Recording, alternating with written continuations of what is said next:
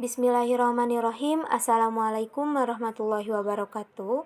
Perkenalkan, nama saya Ana Siti Hapsah dengan NIM B1A191060 dari kelompok 6. Di sini saya akan memaparkan materi tentang pemimpin dan kepemimpinan dalam manajemen syariah. Pengertian pemimpin dan kepemimpinan. Pengertian pemimpin secara umum yaitu pemimpin adalah orang yang memiliki kecakapan dan kelebihan di suatu bidang sehingga dia mampu mempengaruhi orang lain untuk bersama-sama melakukan aktivitas tertentu demi mencapai suatu tujuan. Pengertian kepemimpinan secara umum yaitu mengaplikasikan ilmu dan seni pemimpinan dalam bentuk sikap dan perilaku, kemampuan dan keterampilan kepemimpinan atau leadership untuk mengarahkan merupakan faktor penting dalam efektivitas manajer. Pengertian kepemimpinan menurut para ahli, yang pertama, Kunz et al. 1990 mendefinisikan kepemimpinan sebagai pengaruh, seni, atau proses memengaruhi orang-orang sehingga mereka akan berusaha dalam mencapai tujuan kelompok dengan kemauan dan antusias. Yang kedua, Robbins 2006 mendefinisikan bahwa kepemimpinan sebagai kemampuan untuk mempengaruhi kelompok dalam mencapai tujuan organisasi. Ketiga, Stoner et al. 1996 mendefinisikan kepemimpinan manajerial sebagai proses mengarahkan dan memengaruhi aktivitas yang berkaitan dengan tugas dari para anggota kelompok. Pengertian kepemimpinan yang dikaitkan dengan ajaran Islam yaitu kepemimpinan berarti kegiatan memimpin, mengarahkan, dan menunjukkan jalan kepada Allah Subhanahu wa Ta'ala.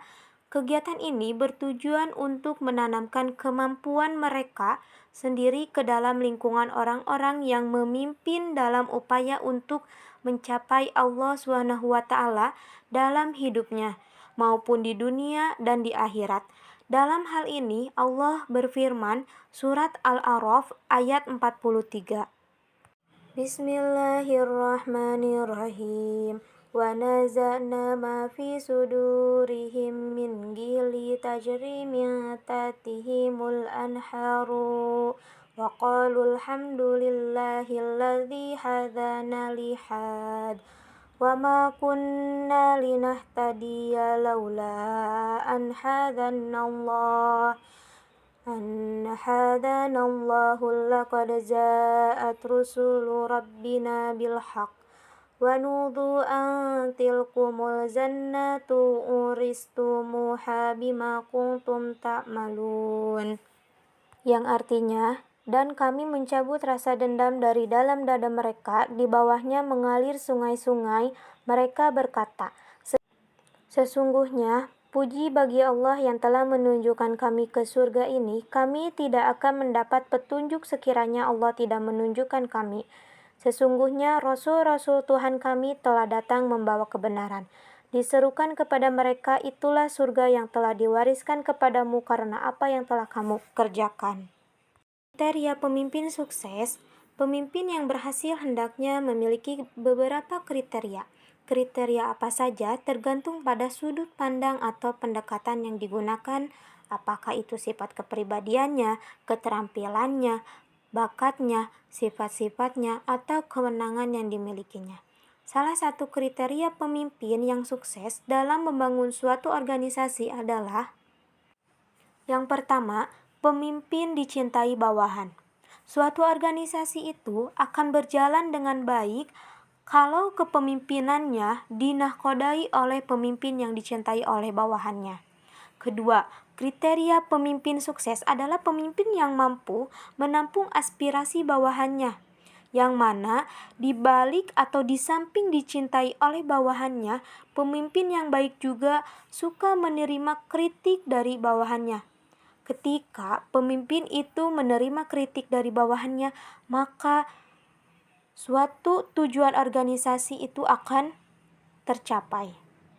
Kepemimpinan di dalam Islam artinya dapat dijadikan suri tauladan yang baik untuk menuju perubahan dalam suatu organisasi. Firman Allah dalam surat An-Nahl ayat 120 berikut. Bismillahirrahmanirrahim.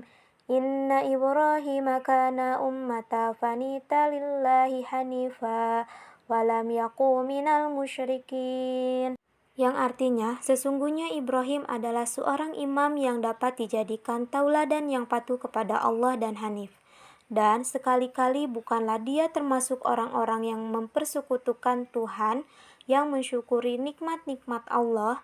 Allah telah memilihnya dan menunjukinya kepada jalan yang lurus. Sifat kepemimpinan di dalam Islam. Sifat kepemimpinan Islam menurut Ahmad Ibrahim dalam buku 180 Manajemen Syariah mengatakan bahwa seorang pemimpin yang beriman harus memiliki sifat-sifat yang mulia yang ternama dalam jiwanya agar dapat menjadi pemimpin yang bisa dijadikan panutan untuk bawahannya.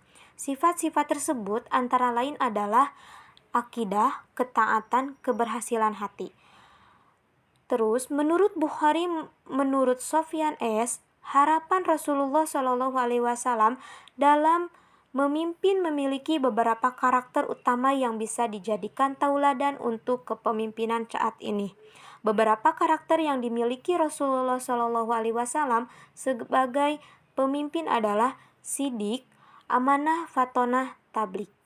Syarat apa saja untuk menjadi pemimpin?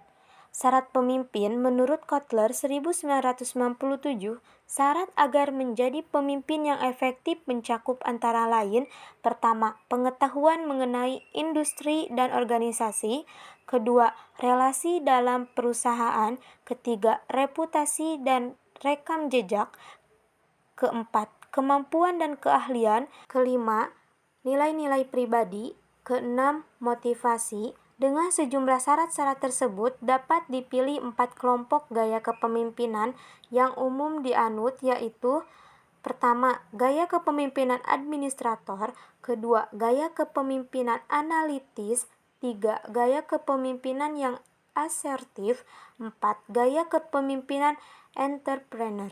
Menurut Syekh Muhammad Al-Mubarak menyatakan ada 4 syarat-syarat seseorang yang bisa dijadikan pemimpin. Syarat tersebut adalah: yang pertama, akidah yang benar; kedua, memiliki ilmu pengetahuan dan wawasan luas; ketiga, memiliki akhlak yang mulia; keempat, memiliki kecakapan manajerial, memahami ilmu administrasi dan manajemen dalam mengatur urusan-urusan duniawi. Menurut Imam Al-Mawardi, ada 7 beberapa syarat bagi seorang khalifah, antara lain: pertama, adil; kedua, berilmu sampai taraf mujtahid; ketiga, sehat jasmani; keempat, cerdas; kelima, memiliki kemampuan menjadi pemimpin, mempertahankan kehormatan dan berjihad dengan musuh; ketujuh, keturunan Quraisy. Gaya kepemimpinan dalam Islam. Gaya kepemimpinan merupakan perilaku dasar dari seorang pemimpin dalam menggerakkan karyawannya. Gaya kepemimpinan yang paling ideal adalah gaya kepemimpinan yang bertumpu pada tauladan, bukan pada perkataan dan perintah. Yang terakhir, kepemimpinan yang idealitas dalam Islam.